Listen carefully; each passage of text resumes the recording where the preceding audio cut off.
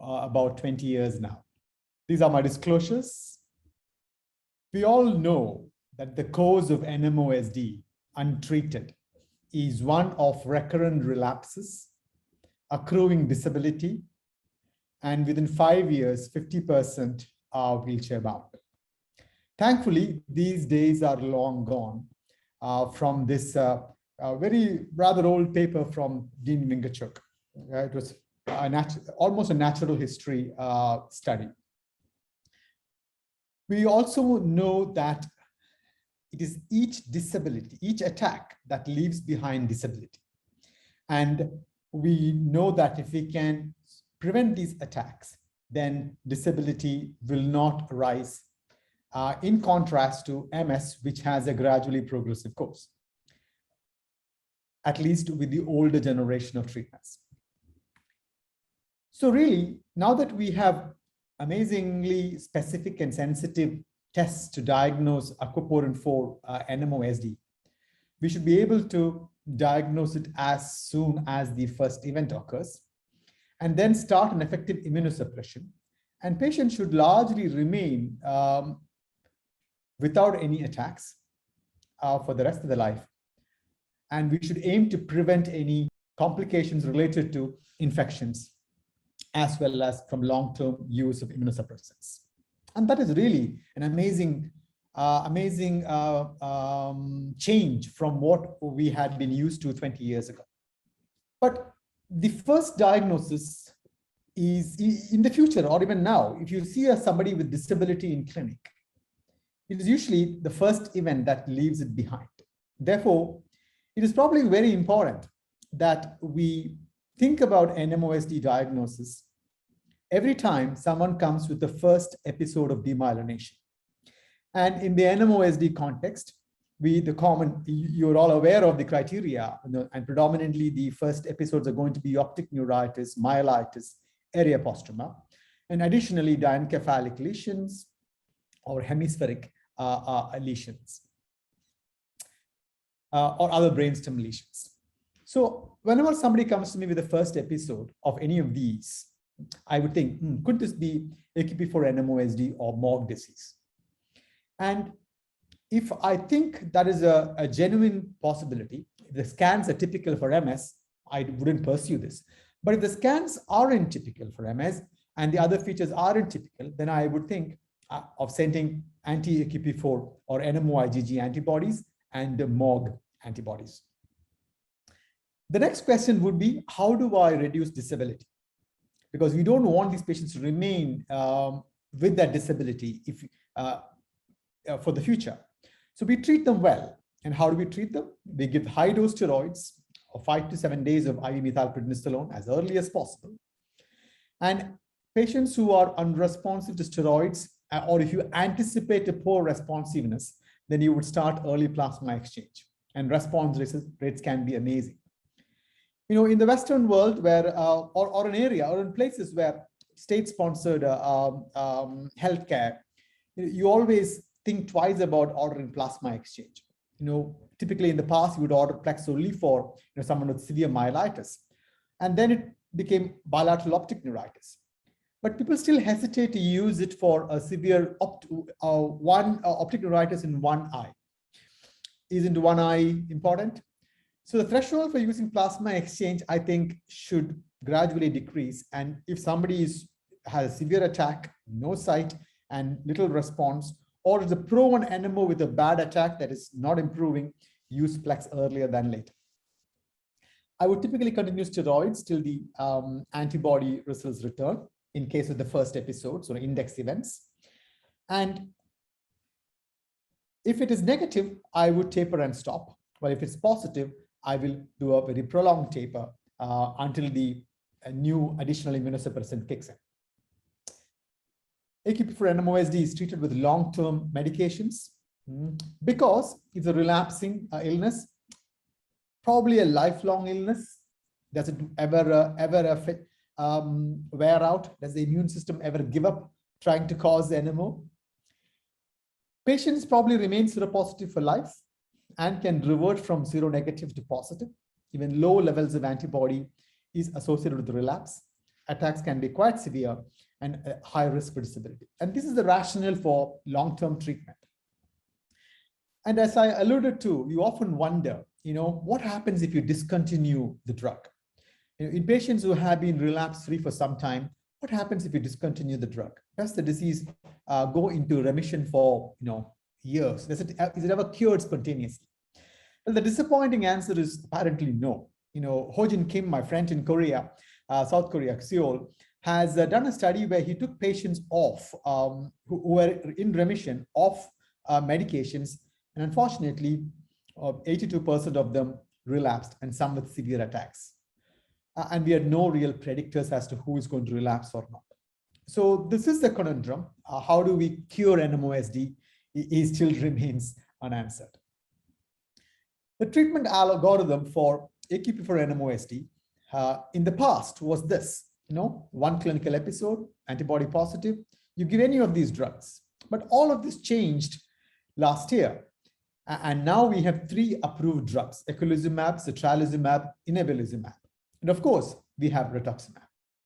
Old treatments and the new ones. It's hard to let go of older medications. And this is not unique to NMO, almost all the conditions that we deal with. We trust these medications. We know what it can do. And there is an uncertainty about the new medications. Cost also is an important factor. But I think we still have to embrace it. Believe me, I'm a big fan of the older medications. These are my main contributions to the field of NMO, really. This first paper here was 2008, where Bruce Cree and I wrote of this work. And it probably began the era of B-cell depletion in demyelination. This is the mycophenolate paper is the first ever paper on mycophenolate, a series in NMO. And Acute NMOSD and azathioprine is the largest paper on the topic. So I'm very familiar and I love these drugs.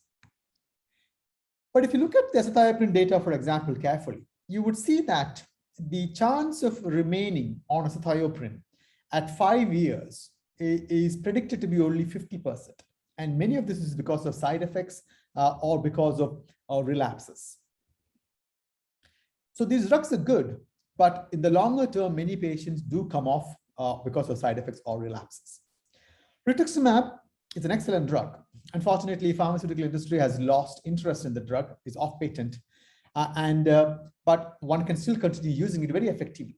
There have been randomized controlled trials from Iran, Dr. Niku, as well as a Japanese study, which showed that it's an effective drug.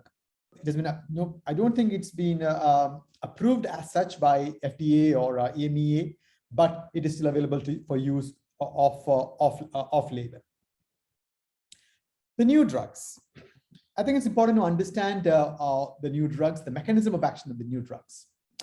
So we know that the key players in AQP4 NMOSD is the B cell, which of course has to interact with the T cell to generate antibodies.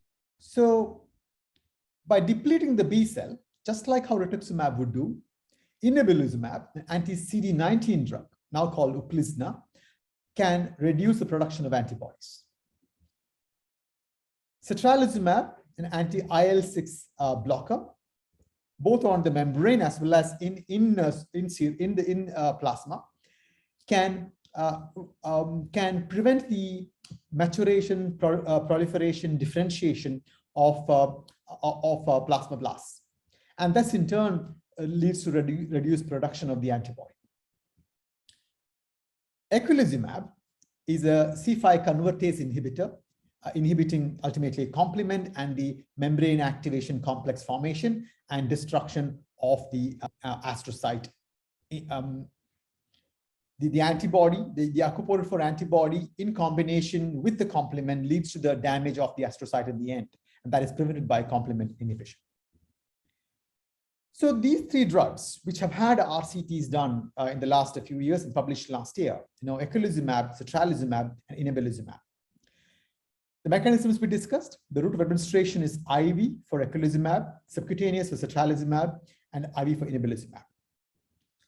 The dosing schedule is eculizumab is ultimately every 2 weeks, Satralizumab is once a month and inebilizumab is 6 monthly. And the doses are below. Now, what about the data? How effective are these medications? Now, this table, with kind permission of Mike Levy, my friend in MGH in Harvard, explains the details very clearly. So, eculizumab trial is actually just 2 arms. There's a placebo arm where there's a background immunosuppressant already, and then the eculizumab arm along with the immunosuppressant. Now, 94% relapse reduction was seen overall. And obviously, this trial had only acupuncture for antibody positive patients. So this is probably the most efficacious drug in the context it was used. What about satralizumab?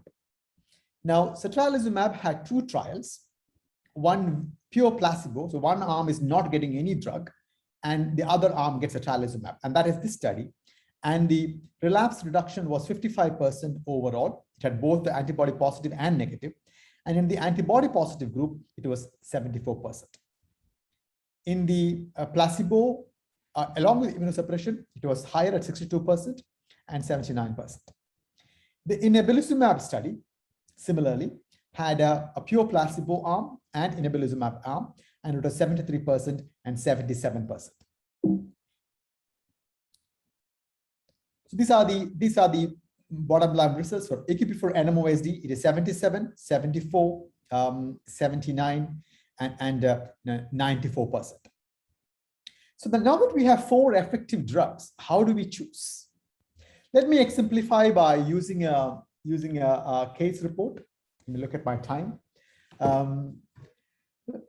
Take the case of a 46-year-old woman. Okay, she has 2 children. She's employed.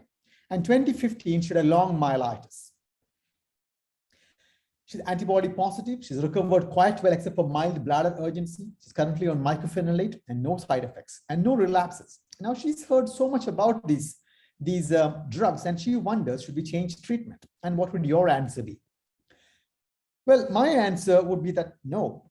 Why would you want to change it? You're doing well. The drug is pretty safe and you're okay. So why would you change it? So my answer would be no. But let's say, bad luck, a few months later, or sorry, a few years later, she has an attack, severe optic neuritis. You give steroids promptly and Plex, excellent recovery, and she wonders. She's had 1 relapse in the last 5 years. Isn't that good? On the whole, she could have had more relapses. Natural history says at least 1 relapse in a year on average. So should she change treatment or should she continue? Well, the question is this: new relapse on first-line agent. Would I switch treatment? Well, I think the short answer is yes, I think I would switch. In this modern era, I think it is when we have other medications available, I think it is quite reasonable to switch. And we have these choices for her: azathioprine, rituximab, inebilizumab, satralizumab, and eculizumab. So what factors determine the choice of a drug in practice by patients? At least in the short term, is the drug available? Is it licensed? Is it the insurance cover it? Is it expensive drugs? What does the clinician prefer? If he's used to a particular drug, he might choose that. And of course, the efficacy data versus the risk, their lifestyles. And the nuances of clinical trial data really seldom guide choices, at least in the initial years. And of course, long term, we have the real world safety and efficacy data, and of course, the desire to get pregnancy, which many patients will put off in the acute period following a relapse. So efficacy-wise, we know that the data that they are quite similar, except for eculizumab, who already had a drug, an additional drug as part of the treatment. But overall, that probably is the most effective drug. So perhaps it's reasonable to say that the initial choices are guided by the route of administration, IV versus subacute, and the duration, the gap between the interval between the treatments. Now, if I was an NMO patient, would I want to start off with a drug that's given every 2 weekly? I'm not so sure. and I guess in practice, in my opinion, and in what I've heard from elsewhere, and in experience in the past from other centers, people would prefer not to have a 2-weekly infusion, either at home or in hospital. So that narrows choices somewhat. And I must say that in the UAE, the currently licensed drugs are eculizumab and cetralizumab. Inebilizumab is not seen on the TAM website. Of course, rituximab is available for all of us to use. So if I was to choose amongst these drugs following a relapse, I think probably it will boil down to these three, and I could choose any of them, depending on availability as well as your comfort level. And if relapses happen on any of these, then it makes sense to choose a drug with a different mechanism of action. If you relapse on rituximab, you go on to cetralizumab. And if you relapse on cetralizumab, you go on to eculizumab. And applying that principle, that is what you would do for all these drugs, in my opinion. That is a rationale I would do. Now, at this time, we don't have any long-term safety data. Imagine if any of these drugs had a severe side effect that manifested only after a couple of years of marketing, then we would change our stance. But currently, the mechanism of action probably guides us. The field may change though. Eculizumab or its newer version, ravulizumab, which is a 8-weekly infusion, already available for PNH and hemolytic uremic syndrome, may change the field significantly in the years to come. If you take case 2, okay, a 36-year-old woman, homemaker with 2 children, so long myelitis in 2021, and she's antibody positive, recovered well. She's still on steroids. The question is, which is your first drug? What's the first line drug?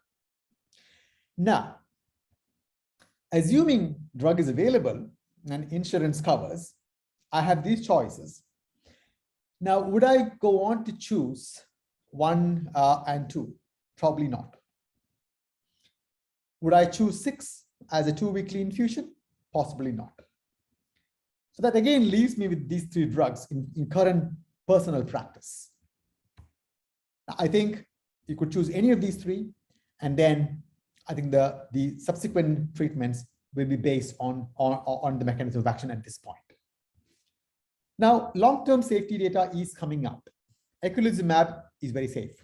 The open label extension study of 1,200 milligram every 2 weeks, about 2 weeks, essentially shows that, at 3.7 years, 95% are relapse-free, and there is no significant side effects compared to the historic placebo from the ECU 301 study. The main concern is the meningococcal infections and other capsulated organisms. It wasn't seen. And importantly, the patients who are on additional immunosuppressants actually stopped in 37% of cases, that particular drug, reducing the risk of complications from those. So am I stopping the use of the older drugs? Well, it's a discussion. People can afford, and these are the reasons why I would choose them. Availability, reimbursement issues. In countries that do not have access to expensive drugs, we really have to be mindful about the cost. The cost of these drugs are really, really expensive. And rituximab in comparison is really, extremely, it's peanuts really. So I think this is certainly a viable option, but if the newer drugs are not usable, and it is possible to use it off-label. The other situations include pregnancy, where we have more data from rituximab and azathioprine, and of course in children, where it's been used off-label for some time. So you would think we're already, for a rare disease, do we need more treatments? Well, they're coming. As I said, Ultomiris or ravulizumab is being trialed. Bortezomib has been trialed, and I have some experience with this. It's a proteasome inhibitor. It's got some significant side effects in peripheral neuropathy, particularly. A drug called telitacicept. It's a B cell. It's a drug that blocks B cell stimulation. So essentially, it reduces the B cell activation. What about, can you cure NMO with AHSCT, bone marrow transplants? The limited experience that we have had and in large registries say that may not be the case, at least not always. And of course, tocilizumab can be used off-label. There's a study being reported very soon. What about MOGAD? Now, the rules of AQP for NMOSD don't apply to MOGAD because MOGAD may be monophasic and can go into remission, particularly in children. It can turn seronegative sometimes permanently. Low level of antibodies, will it cause disease? Not so sure. Attacks have a probably lower severity, and the risk of disability also may be lower compared to AQP for NMOSD. How do we treat MOGAD at present? Well, at least in the UK, this is the strategy that we would use. If somebody has MOGAD and you do the initial 6 months of corticosteroids or other immunosuppressant, at 6 months you test the antibodies, and if it is negative, then you taper it off. If it is positive, and if any of these are present, severe attack, relapse beyond 3 months, the steroid is well tolerated, patient is clean, then, well, if it is none of these are there, then you stop. But if the answer is yes, then you continue for another 6 months. And if the antibody is tested again at 12 months, and when it is negative, you take it off. If it is positive and the relapse beyond 3 months, then you continue it for the longer term. Which drug should be used for relapsing MOGAD? Well, if you look back at the NMO history, how were we 10 years ago? So all these drugs are available to use as off-label for MOGAD. And opinions vary, data varies. IVIG is probably very safe. The other drugs also can be useful, but overall IVIG seems to be a pretty good choice if you want a safe drug with some kind of efficacy. The numbers are probably lowest for IVIG, but it can be used. Rituximab is also effective, but not as much as in AQP for NMOSD. And tocilizumab also can be used. So to summarize, think of AQP for NMOSD and MOG disease in a lot of situations where you think it is not MS. When scans look demyelinating, but it's not like MS, not typical for MS. Atypical meningoencephalitis, non-limbic lesions or NMDAR plus syndromes. Unexplained predominantly CNS white matter disease, particularly if they're steroid responsive. And if scans and clinical features are typical for MS, please do not test. It is unnecessary. It will add confusion because sometimes, exceptionally, it can be positive, more than AQP for NMOSD. And you don't want that confusion if it is very clear. AQP for NMOSD, continue current IST if in remission. Switch if they relapse to newer agents or rituximab. If further relapse, choose a mechanism of action which can guide treatment. Relapsing MOGAD needs IST, and there are many to choose from. I have to thank my previous colleagues in the UK, in Liverpool, and in Oxford, the Walton Center and John Bradcliffe, with my wonderful fellows and team, and my current home in Cleveland Clinic, Abu Dhabi, and my wonderful team here. And thank you to all of you as well.